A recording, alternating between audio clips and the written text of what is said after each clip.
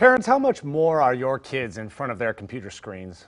From virtual learning to canceled vacations and not being able to hang out with friends, I'm sure it's probably a lot.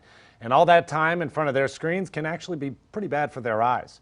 Our Sally Hernandez talks to an ophthalmologist about what's now being described as Zoom vision.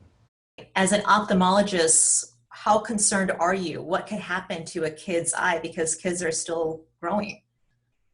Well, a child's eye is very transparent. A child's lens is crystal clear, which means that all light gets into it.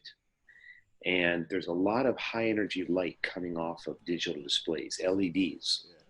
And in LEDs, there is a wavelength in there that is potentially damaging to the eye.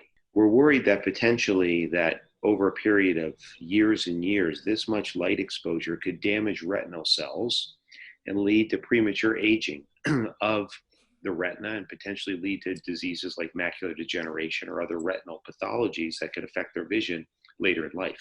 How much is too much time then staring at the screen? When will you start to notice, okay, something's changing with my kid's eyes? Would I even know that that's going to happen? I don't think so. And it used to be like the pediatricians would recommend, 2 hours a day, then it went to 4 hours a day.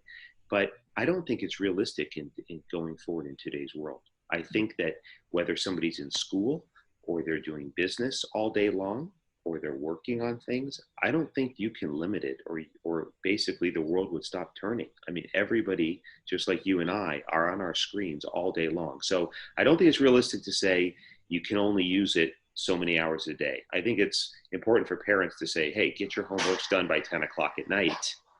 Get your homework done and get off it so you can start to fall asleep and not have all this light coming at you. All right, so what can you do?